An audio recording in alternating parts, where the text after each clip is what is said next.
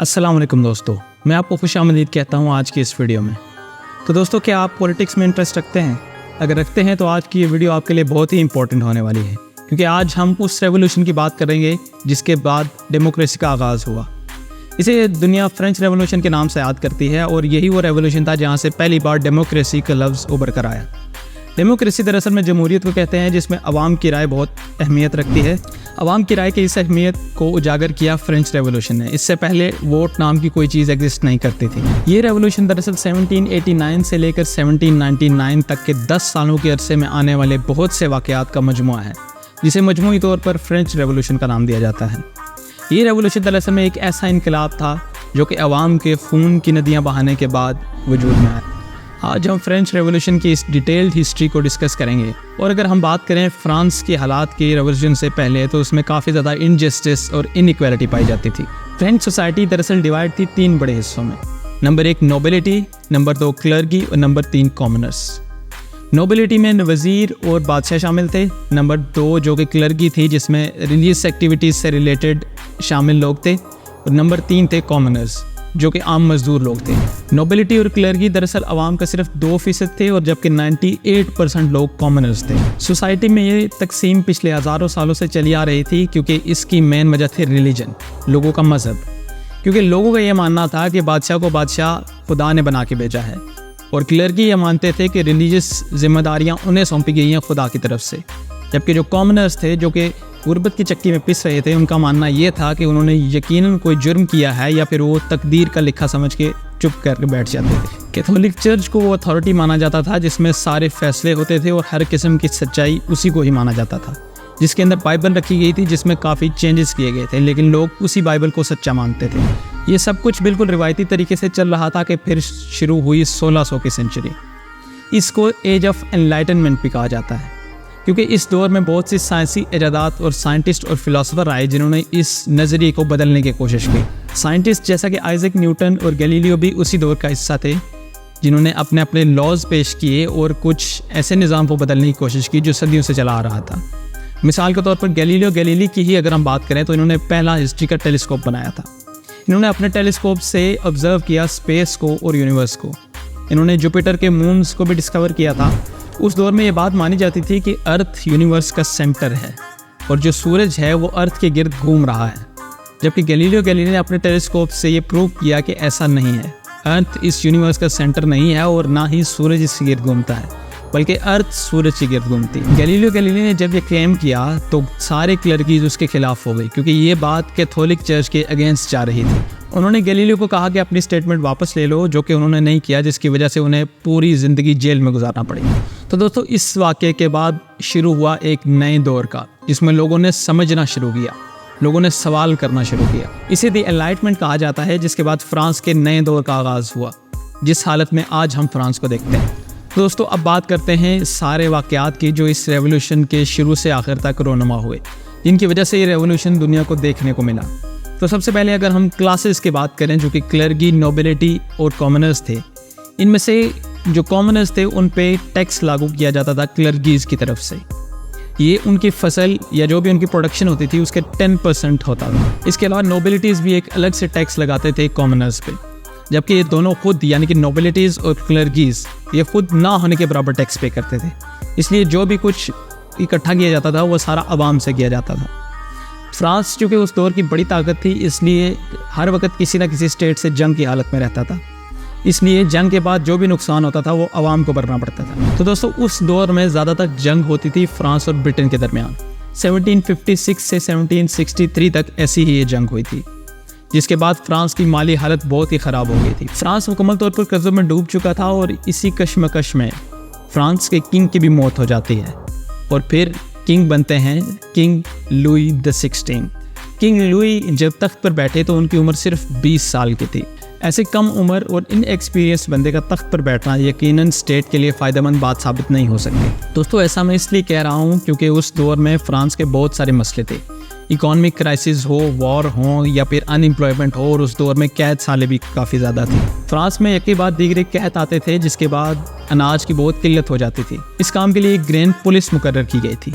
जो कि उन इलाकों का दौरा करती थी जहाँ पर अनाज ज़्यादा है और उन इलाकों में बेचती थी जहाँ पर अनाज की प्रोडक्शन बहुत कम है या ना होने के बराबर है, ताकि लोग भूख से ना मरें। दोस्तों हिस्ट्री में एडम स्मिथ का नाम काफ़ी कॉमन मिलता है।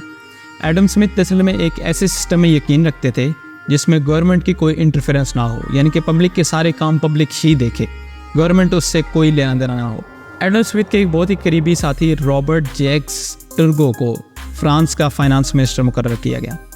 उन्होंने दरअसल में कुछ ऐसे लॉज पास करवाए जिसमें से गवर्नमेंट का होल्ड उन ग्रेन्स पे कम हो गया जो कि पब्लिक प्रोड्यूस करती थी। इन लॉज के लागू होने के बाद कोई भी मर्चेंट ग्रेन्स को ख़रीद सकता था, उन्हें स्टोर कर सकता था और कीमत बढ़ाकर बेच भी सकता था। इनके नतीजे कुछ ख़ास अच्छे नहीं निकले। बेशक उनका ख्याल तो अच्छा था टर्गो का, लेकिन उस तरह के नताइज देखने को नहीं मिले। किंग ने टर्गो से पूछा कि इस इकोनॉमिक क्राइसिस से निकलने का क्या तरीका है, तो टर्गो ने मशवरा दिया कि नोबिलिटी और क्लर्की पर टैक्स लगाया जाए, जबकि नोबिलिटी और क्लर्की बिल्कुल भी ऐसा नहीं चाहते थे। नतीजा ये हुआ कि 1776 में टर्गो को उनकी पोस्ट से हटा दिया गया। 1776 वही साल था जिसमें अमेरिका भी आज़ाद हुआ और इस आज़ादी में मेन रोल था फ्रांस ने अमेरिका की काफ़ी मदद की इस आज़ादी को हासिल करने के लिए, क्योंकि अमेरिका भी इससे पहले ब्रिटेन की एक कॉलोनी था। तो फ्रांस ने मदद की ताकि ब्रिटेन अमेरिका से निकल जाए।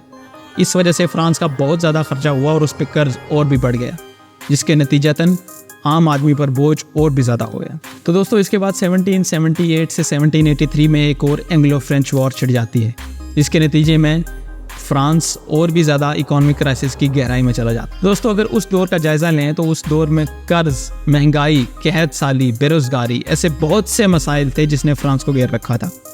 ऐसे दौर में किंग लुई और उनकी बीवी मैरी एंटोनिएट अपनी अय्याशों में बिजी थे, जिसकी वजह से अवाम में बहुत ज़्यादा नफरत फैल गई थी उनके खिलाफ। तो दोस्तों इस नफरत के नतीजे में सिविल वॉर हो सकती थी, खून खराबा हो सकता था, लड़ाई झगड़ा हो सकता था बहुत बड़े पैमाने पर।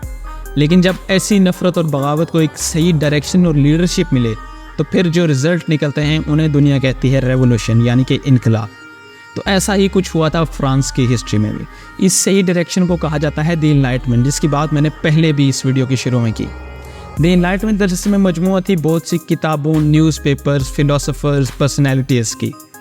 अगर आप उस दौर की बुक्स देखें, न्यूज़पेपर देखें या फिलोसफर्स की बातें पढ़ें तो वो हर कोई इसी बात पर फोकस कर रहा था कि इस जुल्म से कैसे बाहर निकला जाए, फ्रांस को इस हालत से कैसे बाहर निकाला जाए। इस सारी लीडरशिप को मजमूई तौर पर कहा जाता है द इनलाइटमेंट। द इनलाइटमेंट दरअसल में वो दौर था जिसमें फ्रांस के लोगों में शऊर आया। उन्होंने बात शुरू की, सवाल उठाए सिस्टम के बारे में। ये वो दौर था कि जिसमें एक इलिटरेट बंदे के सामने भी अगर आज़ादी की बात होती तो वो उसको सुनने में दिलचस्पी रखता था, क्योंकि लोग हकीकी मानों में उस हालत से खुद को बाहर निकालना चाहते थे। तो दोस्तों यही वो दौर था जिसमें फ्रेंच रेवोल्यूशन का मोटो, उनका स्लोगन यानी कि उनका नारा उभर कर सामने आया। ये 3 लफ्ज़ों पर मुश्तमिल था, लिबर्टी, इक्वालिटी और फ्रेटर्निटी। ये 3 वर्ड आज भी फ्रांस के नेशनल मोटो हैं। तो दोस्तों इसके बाद फाइनेंस मिनिस्टर बने चार्ल्स अलेक्जेंडर, जिनसे मशवरा मांगा गया इकोनॉमिक क्राइसिस से बाहर निकलने का। तो उन्होंने वही टर्गो वाला मशवरा दिया कि क्लर्की और नोबिलिटी पर टैक्स लगाए जाए, जिसके बाद वो भी अपनी नौकरी से हाथ धो बैठे। इस सारी सूरत हाल के गुजर जाने के बाद किंग ने अपना आखिरी हरबा इस्तेमाल किया, जो कि था स्टेट जर्नल को बुलाना। अब ये स्टेट जर्नल क्या है? स्टेट जर्नल दरअसल में एक पार्लियामेंट या फिर गवर्नमेंट लाइक बॉडी है, जिसके अंदर काफ़ी सारे लोग शामिल होंगे जिनके पास फैसला लाने की ताकत तो नहीं होगी, लेकिन वो किंग को मशवरा दे सकते हैं सिर्फ। जैसा कि पार्लियामेंट ही है, लेकिन जो फाइनल डिसीजन मेकिंग एबिलिटी है वो सिर्फ किंग के पास ही है। ये स्टेट जर्नल दरअसल में समन की गई थी 175 साल बाद, यानी कि 175 ईयर्स के बाद इसे बुलाया गया था। ये एक निशानी थी किंग के कमज़ोर होने की। इस स्टेट जर्नल में हर क्लास को रिप्रेजेंट किया जाता था एक वोट के साथ, यानी कि एक वोट होगा नोबिलिटी का, एक वोट होगा क्लर्की का और एक ही वोट होगा कॉमनर्स का। जब क्लर्की और नोबिलिटी को किसी एक पॉइंट पे एग्री होना होता था तो वो एक और एक 2 वोट मिलाकर पब्लिक को हरा देते थे, यानी कि 2% नोबिलिटी और क्लर्की के 2 वोट और 98% पब्लिक का सिर्फ एक ही वोट। पब्लिक इससे बिल्कुल भी नाराज़ थी और बिल्कुल भी एग्री नहीं कर रही थी स्टेट जर्नल का हिस्सा बनने के लिए। उन्होंने कहा कि हम अपनी असेंबली बनाएंगे जिसमें हर बंदे का एक वोट होगा, यानी कि हर इंसान का सिंगल वोट होगा। ऐसी असेंबली हम बनाएंगे। 17 जून 1789 ये वो दिन था जिसमें पब्लिक ने मिलकर एक ऑथ लिया था कि हम अपनी असेंबली बनाएंगे, अपनी एक गवर्नमेंट होगी जहां हर बंदे को एक वोट देने का हक होगा। तो दोस्तों इस वाक़े को आ जाता है डिक्लेरेशन ऑफ नेशनल असेंबली। ये फ्रांस के अंदर डेमोक्रेसी की तरफ पहला कदम शुमार किया जाता है। 17 जून 1789 को ये वाक़या हुआ था। और 10 दिन बाद यानी कि 27 जून को किंग ने इसकी एग्जिस्टेंस को मान भी ली। किंग दरअसल में इस डर में था कि कहीं उसी का तख्ता ना उल्टा दिया जाए। ये नेशनल असेंबली जो पब्लिक की तरफ से डिक्लेयर की गई थी, इसका मकसद था लिबर्टी, इक्वालिटी और फ्रेटर्निटी के हिसाब से एक ऐसा कॉन्स्टिट्यूशन लाना जिसमें सब इक्वल हो। इन्हीं उसूलों के तहत कॉन्स्टिट्यूशन बनाने की कश्मकश जारी थी कि 14 जुलाई को अफवाह फैली कि किंग प्लान कर रहा है पेरिस पर हमला करने के लिए। वो चाहता है इस तहरीक को कुचल कर वो दोबारा रिवायती तरीके से फ्रांस पर हुकूमत करे। ये सुनकर अवाम तैश में आ गई और बेस्टिए फोर्ट पर हमला कर दिया। इसी हमले की वजह से 14 जुलाई को फ्रांस का नेशनल डे बनाया जाता है आज भी। इस हमले के बाद सारे लोगों ने मिलकर ये सोचा कि हाँ, हम भी लड़ सकते हैं, हम भी सवाल उठा सकते हैं और हम भी हथियार उठाकर आज़ादी ले सकते हैं। इससे बहुत से लोग मोटिवेट हुए और उनके अंदर बगावत और रेबेलियन की एक लहर दौड़ गई। इसके बाद जब भी टैक्स कलेक्टर टैक्स इकट्ठा करने आते थे तो अवाम सीधा मना कर देती थी कि हम टैक्स नहीं देंगे। अवाम काफ़ी ज़्यादा वायलेंट हो गई थी, जिसकी वजह से क्लर्गीज और नोबिलिटीज़ मुल्क छोड़कर यूरोप के बाकी मुल्कों में जाना शुरू हो गए। किंग के गार्ड्स तक भी इस तहरीक में शामिल होना शुरू हो गए थे, जो कि किंग के लिए बिल्कुल भी अच्छी खबर नहीं थी। इसी दौर में 9 जुलाई को एक कॉन्स्टिट्यूएंट असेंबली बनाई गई जिसे नेशनल कॉन्स्टिट्यूएंट असेंबली कहा जाता है। इस असेंबली ने दरअसल में एक आइनी मसवदा पेश किया जिसके अंदर 17 आर्टिकल्स थे 26 अगस्त को। ये आर्टिकल्स दरअसल फ्रेंच मोटो लिबर्टी, इक्वालिटी और फ्रेटर्निटी के मुताबिक बनाए गए थे। किंग ने इस पे साइन करने से इनकार कर दिया, जिसकी वजह से वर्साई में उसके पैलेस में 10,000 औरतों ने एहतजाज किया। इसमें कुछ गार्ड्स और कुछ मर्द भी शामिल थे, जिसकी वजह से किंग ने प्रेशराइज होकर उस पर साइन किया। किंग की पावर्स अब कम होती जा रही थी और इस नेशनल असेंबली यानी कि पब्लिक की पावर ज़्यादा होती जा रही थी।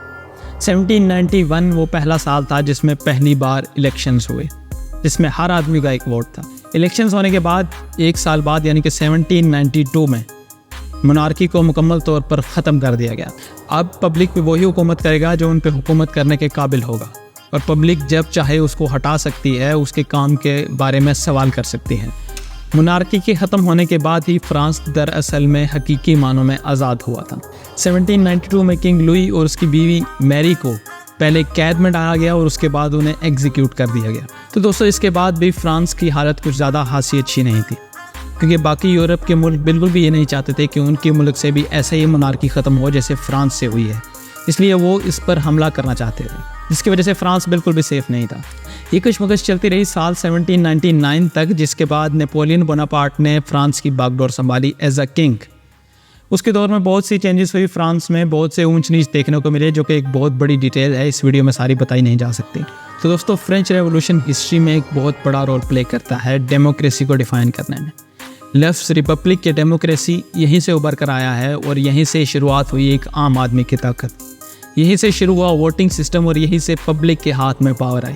इससे पहले सिर्फ बादशाहों के हाथों में ही पावर होती थी, लेकिन इसके बाद पावर आई पब्लिक के हाथों में। तो दोस्तों, इसी सूरत हाल को अगर हम कंपेयर करें पाकिस्तान की सूरत हाल के साथ, यानी कि पाकिस्तान में जो आजकल इकोनॉमिक क्राइसिस चल रहा है, जिसमें लोन्स भी लिए जा रहे हैं, पब्लिक के हाथ भी कुछ नहीं आ रहा, पब्लिक गुर्बत की चक्की में पिस रही है, तो ये लोन्स किधर जा रहे हैं। इस वीडियो के बारे में और पाकिस्तान की मौजूदा हालत के बारे में आपकी क्या राय है, मैं ये जानना चाहता हूँ कमेंट बॉक्स में। मज़ीद इस तरह के इन्फॉर्मेटिव वीडियो के लिए मेरे चैनल को सब्सक्राइब कीजिए, वीडियो को लाइक और शेयर कीजिए और बेल आइकन ज़रूर प्रेस कीजिए, ताकि जैसे ही कोई नई वीडियो आए आपको पहले नोटिफिकेशन आए। मिलते हैं अगली वीडियो में। अल्लाह हाफ़िज़।